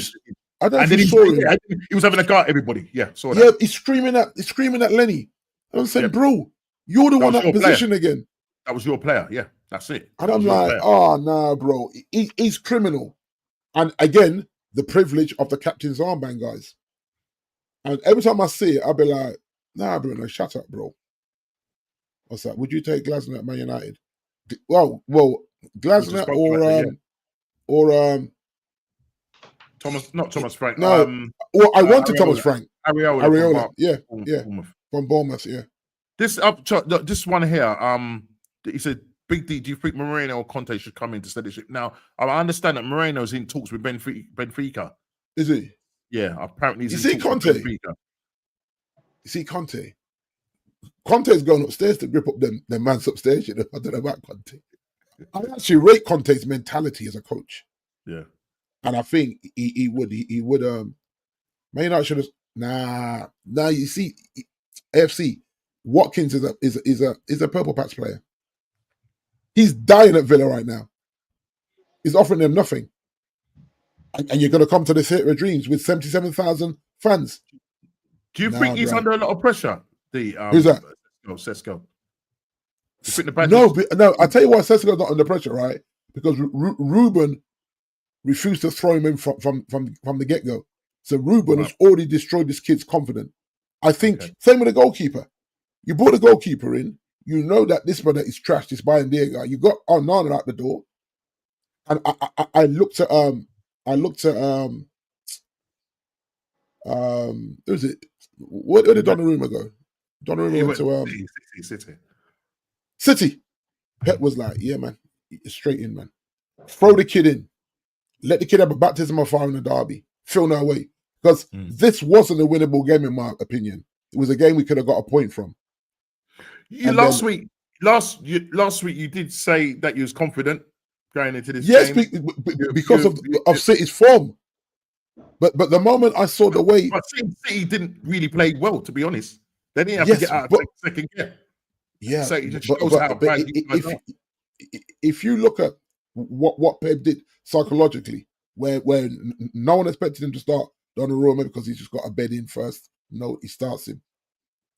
He rolls the dice on Foden because he knows for some reason Foden shows up in the derby. Yet again, Foden shows up. Not Dorgu. What's the kid's name? Doku. Like everyone always moans about Doku. He does too much on the ball. 2 beautiful assists. Yeah. So he was right across that. He was literally terrorizing both flanks. And so I look at it, and I'm saying Ruben is concussed. In terms of, it's like Ruben's in the ring with Mike Tyson, a young Mike Tyson, and just getting blaps. He gets off the ground when Mike's saying, just stay down, just let them count you out for 10. No, he gets up and gets knocked out again. And I'm like, bro, I'm not saying don't play your back 3, but you've got to play attacking wing backs. He's playing defensive wing backs with midfielders that got no legs. So I can be ambitious and say we can go to City and get at least a point. Maybe we can nick a 2. I think I said a 2-1. Yeah, you did. Jason said 2-0. Didn't even score a goal, mate. And not for the one to try, because there were moments where I thought. What do you think of Mbeumo's performance? He felt he was a bit off it, Norm. Unfortunately, yeah, he's a bit off it, and I think he's off it because he's frustrated because he's not a 10. He's Salah. He's Salah 2.0, Norm. But you're playing him as a 10, so he's not allowed to be creative. When I say creative, he's not allowed to do what he does down naturally that on the wing. Yeah, right. And that's what I'm saying. The square pegs in round holes. It's all over the pitch, Norm. And so I see the lineup, and saw the lineup. I went, nah. No Kobe, no Casemiro, and he's playing too defensive. Even Doku, like they gave Doku a 6.1 on the ratings, and that's probably more for energy. His actual deliveries were awful. Sesko was starving, not even a spring roll. He didn't even get a starter. Give the man a spring roll or something to work on. Some honey drip ribs or something, or chicken wings, something, bro. Before he eats his steak, he didn't even get anywhere near it. And that's what I'm saying to him, Benjamin, if you're watching, you got to drop deep. Like, go watch some Harry Kane compilations from Tottenham when he used to just drop deep, get on the ball, spray it out wide, and then run into the box. He's got to start doing that, otherwise he's going to starve out there, bro. And then you're going to label him the Hoyland 2.0. I heard that Ireland is doing quite well for the club. Always, there's no pressure. Same as McTominay, there's no pressure over there. It's not Old Trafford. It's not the biggest club in the world. The badge, I'm telling you, the badge and the number heavy on these players. When they arrive, they realize, whoa, yeah, expectations. Now people say, am I being deluded when I say expectations? So it's Man United, mate. It's Old Trafford. What are you talking about? 20 titles, no. Same as Liverpool now, or Liverpool same as us. 20 titles and okay, just look. I don't know if it's what I say. So it's too early to say. But are you still confident that you will finish in the top 5, even though Ruben has said he's not going to change his ways? The owners have said that they're going to back him. They do believe that the players will be able to, fight their way through this bad patch and be able to adapt to the system that he wants to play. Or is it that the owners are calling his bluff? Or again, is he calling the owners bluff by talking out the way he's talking? And, is he a dead man walking? Does he last? I'm hearing that he's got 3 games to turn it around. That's what they're saying. And one of them is Chelsea. Right. Yeah. So one of those games is Chelsea. Huge game. Yep. He can't lose a Chelsea game, no. Right. And I would always go. I would go as far as saying that a point is not enough at Chelsea. Are they away to Chelsea or at home? I'm sure you're at home to them. You know what? I didn't even check that out. I just know it's Chelsea. I think you're at home to them. And the only saving grace is that Chelsea play midweek. and we don't. Yeah. But so far, that hasn't worked in our favour. That's what I'm saying. Is it going to make any difference? In our favour? Yeah, it hasn't worked in our favour. Now, convenient today, we're announcing 666 million in record revenues. But you did lose 33 million in losses, though. But still, and you're making money. And 100 million from not qualifying for the Champions League in terms of sponsorship and TV revenue. So the club's still making money, which is mad. I've said this for a while. We are a commercial club and very good at it. But the fans don't care about that. The fans want to be in and around the mix, whether it's Champions League, Europa League, competing for the league. I'm not saying we're ready to win a league, but we've got to be up there upsetting the apple cart every other week by beating one of the big six. And at this moment in time, I don't know why he's insisting on playing defensive wing backs. If that's your system, and then there's no one to go and say to him that, like I said, the coaches don't step to him. You're clearly seeing this. And so I would love to just to watch a training to see how they train, what they do in training, and is the B team that might have natural attacking wing backs better than the A team in training. Something that we won't see. And I'm saying that I'm not even saying you can't play your three at the back, but play it right. And he's not playing it right, bro. So listen, he knows he's not. If you lose to Chelsea this weekend, yeah, I do believe you are. That's the pressure. I think you'd probably be better going away. I just think the pressure is just going to be so much. Playing at home and the expectation from the fans. Right. Let me just look. I think, are you Saturday or Sunday you're playing? Let's have a look. I think with I'm trying to bring it up. I think we're Saturday. Let me see. You're Saturday. You're Saturday, I think. Saturday, it might be late kickoff. Yeah, it's a late kickoff. Man United at 5:30. See, again, so we get the Super Saturday slot, the 5:30 game. Yeah. So you have to remember, we've had 2 Super Sundays already now. And now we get the highlight game on a Saturday. So tell me this is not done on purpose. Of course it is. But you're Man United. Exactly, no. And so he's got to start acting like he's managing Man United. Bro, forget what you did at Sporting. Nobody cares, Bridgman. Nobody cares because you've had the longest pre-season of any other manager in Premier League history. Because everyone's writing, like I said earlier, everyone's writing off what happened last season. It's only 4 games. It's not only 4 games. What are you talking about? You can't say, oh, this form is only 4 games. Nah, bro, I'm not doing that.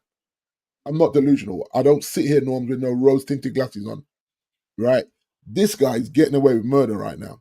And at any other club, I think I put it in I might put it in my other chat. I said Milan, Barcelona, Bayern Munich, Madrid. They're firing this guy. Yeah. He's not doing that to them. We are being patient. And maybe it's because Man United have had to shell out so much money in compensation over the last decade. They're saying, again, we've got to pay for a coach and all this team again. That's why he's not walking. That's why the question of D is: does it solve the problem of sacking him? Because you've since Alex Ferguson, look how many managers you've had, interim managers, yes and no. And I say yes and no because do we really want to restart after just bringing in 11 players? Now, these 11 players, I do believe, and people can correct me in the chat, I'm cool with that. I do believe these 11 players can go back to a 4-4-3 or a whatever the different adaptations, you know what I mean? I don't think they're all, because I don't think they're bought into this back three. I don't think they're bought into it. We need a 3-man midfield right now. And he seems to think that he can beat teams with a 2-man midfield because he's got 5 defenders on the pitch. It's not working out so far. But the thing is, you've got 5 defenders and you're letting in 3 goals. And it could have been not only 5 defenders, 5 defenders and a CDM. Even worse, and the goalkeeper.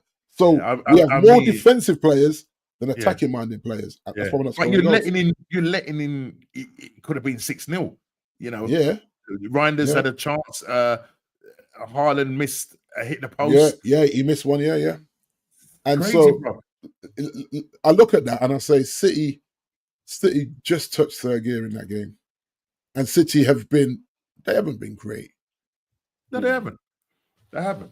Well, They to be haven't. fair, he's not on a whatever that chat was. He's not on a long contract, you know. I think it was 2.5 years. Yeah, he's not on a. Is he 18 months or 2 years? No, it's about 2.5 years. Okay, right. So it's not like before. We was always giving them 4 and 5 year contracts. So at least we've learnt from that to say if the pressure part is just too much for this guy, we can fire him and not have to give him 30 million or whatever. You know what I mean? So maybe you need someone like a Sam Allardyce, someone like that to come in and steady the shit. No, chat is savvy. But you know what? And I don't even know. I can't believe I'm saying this, right? You scored already. Okay. But yeah, first minute. Who scored? Right. Own goal. Yeah. But this is the thing, though. This is the thing. There was a time where Dan Ashworth had hinted at Gareth Southgate, and I can't believe I'm saying this. I actually do believe that Gareth would have done a better job than what this guy's done. He was getting England to finals. I know it's different. I know you can't compare Premier League to internationals, but so if by any chance you get Gareth Southgate, you won't have a problem with that. No, it's not going to be. No, it won't be Gareth though, because remember this was Dan. These are the reasons why Dan. This is why Dan got fired. He said I think he brought Gareth to them. He bought the Tottenham manager Thomas. 2-0. 2-0. Wow. Oh my gosh. Man, this league format, Kofi, is a joke. It's a joke thing.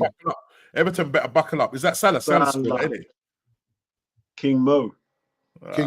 Wow. Is he he heard us.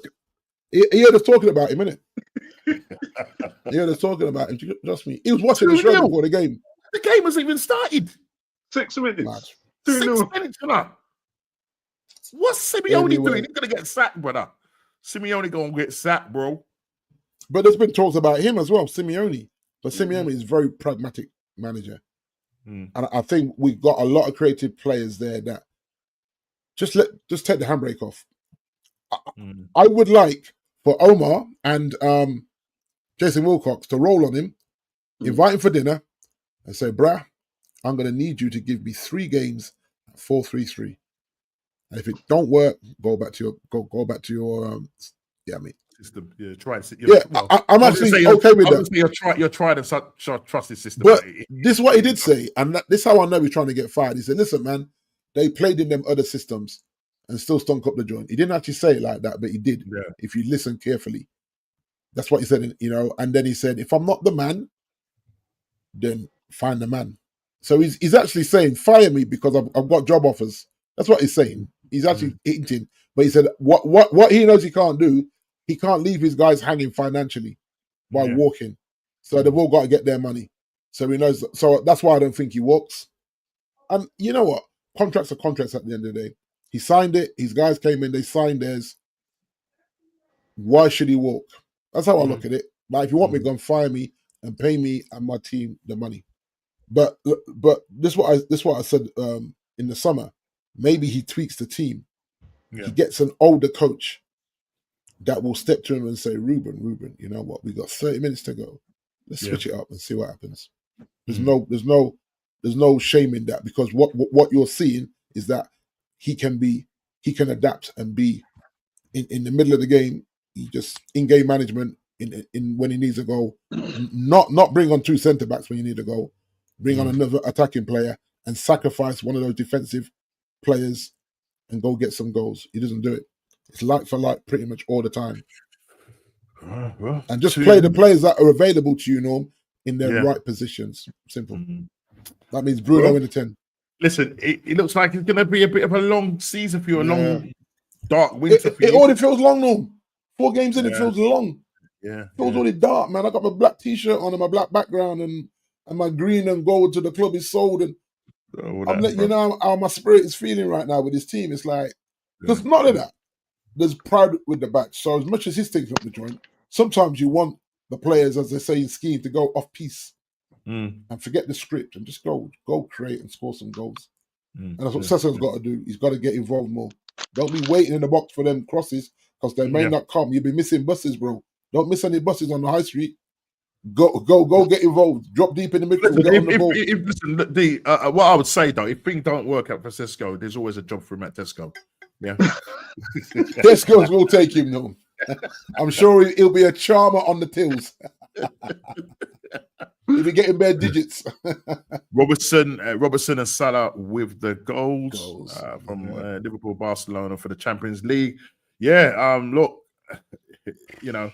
listen, as I say, it's early days yet, but bro, 2-0 after 6 minutes. Right. We've started this sack. You started? Okay. Yeah, it started. Nice. Okay. I'm gonna get the chance to watch it because obviously I'm on another show later on with DJB, the Mingle. But I'm gonna like check out Isaac and see how he links up with his new teammates and everything else. You know what I mean? Firepower, you know what I mean? Scoring goals, and that's what it's all about. But listen, let me just before we come to a close, I'm gonna just get you to do the fantasy league, and then I'll show us the prediction league table, and then we're out of here, people. Right. Look at this, man. Man like Ez, he just knocked my nephew off the perch by 1 point. But Malcolm because nephew was giving it chest. I think she got the second highest score. Yeah, yes, I'm about to go there. Malcolm X intense with a solid 87. Ez with a monster 90. Like, yeah, man. Yeah. So we know it's early doors, but I'm looking at these are my three guys in second, third, and fourth. So these guys are, I mean, if I go, you ended up jumping down the table. I heard, bro. I am 20th now at 23, and I actually broke 50 for the first time. I broke 50 points, which is wow. These guys are when you look at my team, it's not a bad team. They're just not performing. Yeah. They're not performing. It is. I stuck the armband on Mo. Literally. Well, Jay, right? Malcolm X, as she's known, she had Salah's captain, and she had she had Haaland as captain. I think. Yeah, Haaland captain. I think she had Haaland as captain and Salah as vice. I'm sure she did. Right. Well, I had Salah as captain, so he got a solid 18 points. Haaland got me 13, and João Pedro got me 7. Right. The rest of the team stomped the joint up. The rest of the team stomped the joint up. There was no one else close to double figures. Where's Kofi in the table? Where's Kofi in the table? I'm just behind Malcolm. You're 9th. Kofi is just behind Malcolm. Okay. He's 11th. Yeah, Kofi's 11th. So Kofi's doing well. Yeah, he's off his honeymoon now. It's only me in the crew that's thinking of Jota right now. Yeah. In 23rd, we got Alton Bartley. I remember Alton from back in the day. He's the camera guy from the convention videos back in the day. All right. He's doing he's a camera guy, so he's propping it up. But I've been broke 200 points. Edge is on 254. I haven't been broke 200 points yet.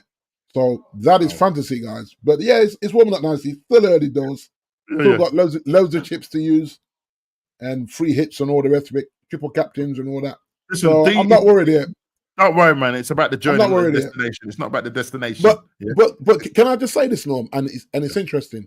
So Jay has 3 Liverpool players. Ez has 2 Chelsea players in his team. Kofi has 3 Liverpool players in his team. Big D has 2 Man United players in his team. And Chile has 3. So this is what I said, right? I said I can't be a Man United fan and don't put a couple. I had 3 at one point. I got rid of 1. Now I still got 2. And I'm saying, I've got Dorgo and Berman. Yeah. Neither are producing right now. So I could end up fielding a team with no Man United players, which I don't like to do. I know it's fantasy, but I'm like, I've got to have at least 1 Man United player in there. But Kofi got 3 Liverpool. Jay's got 3 Liverpool. Chile's got 3 Tottenham. And Ez has got 2 Chelsea. I got 2 Man United. Says it all, doesn't it? Yeah. Okay. Now onto the prediction league table, and as you can see, Normski up there, 4 played, game week 4. I've had 1 loss, had 3 outcomes, 3 points collector. You know what I mean? I'm on 3 points. Is that all with Arsenal? Kofi's on 3. Yeah, Kofi's on 3 points. and Ez is on 2 points. You missed out. And also Yes, he Big missed D, out, you yeah. missed out as well. Yep. And also, obviously, JP missed out because he said 2-0 to Man United. And Man they lost I United, wish 3-0. JP would stop predicting. Well, okay. The interesting thing about this now, JP, if I can find, I think he's walking away. He's done, any. He's done with predicting Man yeah, United. he's done. He's Yeah, he's actually done. done. Yeah, he's done. I'm Yeah, he had to say it, Kofi, in the chat. He actually said it in the chat. Yeah. Oh, here we go. Here we go. He goes. Here we go. This is from JP. He goes, man's an idiot. he's talking about Ruben, yeah? He goes, man's an idiot. I'm done with this him and his crap. I won't be picking my own team anymore under him. Can't he understand the way he wants us to play doesn't work? So JP will not be picking Man United. He's done out here, fam. Once this guy, if this guy don't go, yeah, that's what he's gonna do. That's what he's gonna do. Yeah, he's not gonna predict Man United anymore. Yeah, that's what he said. Just read a couple of these chats here. Top Goon has been telling everyone who will listen that Liverpool are finished almost like they've clicked into gear. Who knew? Who knew AFC? Who knew? Big D Amarin is in disguise. Big D Amarin in disguise. Because you're sitting 20 in there thinking, dropping United players. Drop United players. That's from why not? Let's go down here. Semino, yeah. I rate him, you know. Yeah, good player. He's good. I rate him. Timber and California are good for points, though. Yeah. True fantasy. Yeah, you're right. Yeah. Chile in the house. D just big laughing emoji. Where you at, Chile, man? He's working late, innit, for the slave master. Working late, man, for the slave master, man. Yes, master. No, master. I'll be out there, master. Yeah, don't hit me, master. I'll just tie myself to the tree, master. Yeah. Right. What's your name, boy? Everybody, what's your name, boy? My name is Chella. No, your name is your name is Toba. Edit Toby, you know. Yeah, man. Just give me some beans and rice, boss. Yeah, yes, boss. Yes, boss. Don't mind, boss. I'll be right out there. I'll be out in the fields, man. The cotton fields, man. You know how it goes. Big up, Chili, man. What you say, bro? Man can't even come on the show. Man is out there in the cotton fields doing his thing. You know what I'm saying? You know what I mean? But listen. Prediction league table, as I say. Yeah, looking peak right now with them Reds. One blue and two reds. Yeah, he's looking a little bit peak for you, bro. You know what I mean? These last couple of seasons, yeah. But you know what? I'm going with a theory that's not working. I'm going with home picks, as in team at home, but it's not working. So I'm gonna have to revisit the way I predict. The thing is that you've chosen some good teams in terms of their potential of like winning that game. Oh yeah. Just thinking a joint up, like teams are bottling at home, which is unbelievable. Well, yeah, they are. The teams are bottling at home, so I got to revisit that and just go in a different direction in the way I look at the fantasy, both with the prediction league and with fantasy football. Because I'm saying I'm thinking I'm being decent by having 2 Man United. Well, I had 3 at the start of the season. I had 3 Man United players, and I said, Konya, because Konya got injured. Use AI. AI, you know. Question from AFC. Question to the panel. Thoughts on Yildiz? This I think is he a Juve player? Yildiz. Check it out. Yeah, I think is it Yildiz? Yeah. Great. Remind me again if he plays for my second team. Yeah, I think he does play for Juve. Did he score? Did he score yesterday? I think he did. You know, he got a goal and an assist. Did he? Yeah, he got a goal and an assist. I mean, I don't follow Juve like Big D, so you know what I mean. But he's just saying. And I've had my eye off the ball with them as well, just because. Yeah. It works. I mean, nuts. You know, when I take it, I mean, let's look at his stats. Let's have a look at his stats, mate. What was saying about his stats? It's not Yildiz stats, Keelan Yildiz, right? So last season, gosh, bro. Is he a striker? He can't be a striker, bro, because I'm just looking at goals aren't that brilliant. Is he a striker or attacking midfielder? This year, last year, 24-25 season, 35 games played, 7 goals, 4 assists. 25-26 season, 3 matches, 1 goal, 3 assists. So he's doing a bit on the assist side. I haven't really watched him, to be honest. AFC, I haven't really watched him. So you know what I'm trying to say. So what you saying, AFC, man? What you saying about him? Is it someone that Arsenal should be considering, or maybe someone that Man United should be considering, or what? You know what I mean? You know, do you watch him quite a bit? Because I don't tend to watch Serie A that much. Back in the day, yeah, but I don't watch it that much, man. I'm just focusing on Arsenal. Okay, Bayern Munich 1, Chelsea 0. Yeah. Chelsea. Bayern Munich 1, Chelsea 0. Chelsea. Come on, man. Give us so boring, man. So boring, brother. You know what I mean? What's the word? You got all that money and you can't even chant no rhymes with all that money. All right. What's the words, guys? Chelsea. No, what's the word? Yeah, Chelsea. Say yes, sir. If you watch this, yeah. Yes, sir. You said that. Yes, sir. Yes, sir. I was on Northside show. Big up Northside. And he said that Chelsea were going to beat Bayern 2-1. So it's early days. It's 1-0 to the Chelsea. Big up, yeah, great. Listen, AFC, big up. I'll be on later on 9:30. So 9:35 on DJB's show this evening. The midweek mingle or huddle, and we were going over obviously the Champions League game, and obviously the Nottingham Forest game. So, and we delighting you with some songs as well, you know, about Mikel Arteta. We've done some covers, we've changed the word. You know what I mean? I think I'm going to leave that to GJB. I'm just going to produce the beatbox with my mouth and all that. You know what I mean? His repertoire of music and songs is quite deep. So obviously, we will be sharing tonight. So guys, please go over to DJB, the midweek huddle mingle. Me and him will be on there tonight, talking all things Arsenal, Champions League, and the Premier League. But listen, people, Big D, thank you so much. As always. Slot, thank you so much. Your team is doing bits at the moment. 2-0 as it stands. Trevor Chalobah own goal. Okay. Trevor Chalobah own goal. Okay. Fair play. Man like Trevor, you know what I mean? Great show. Thank you, Kwaja, man. Big up to you. And if you haven't smashed that like button, please hit that like button, subscribe and share if you are new. Next week, we'll see what go on. Big games this weekend. Obviously, Liverpool got the Merseyside derby. Man United. It's a massive game, D, against Chelsea. Now, look, maybe, you know, this might help you because you don't play in the week. You know what I mean? They might, you know, depending on what happens. Chelsea will sack Maresca if he doesn't win anything this season. Yeah. And that's how big clubs act, brother. You know what I mean? That's our big club act. Yeah. There's no hiding place when you're spending money. No, that's right. That's right. Yeah. Big 236 million.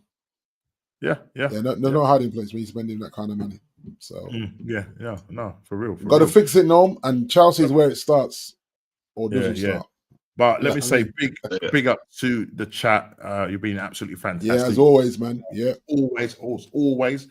And we'll be on next week again, looking over the Premier Leagues, and hopefully I'll have a big smile on my face. Kofi will not have a big smile on his face. Big D, I'm always smiling. Come rain or in the shine. Listen, bro, but people, you've been absolutely great. But I'll see you a bit later, 9:30 on DJB's midweek huddle. Please come there. We're gonna have a great time. I'm sure we're gonna be talking all things Arsenal. Take care. God bless. Yeah, man. See you God bless, week. guys.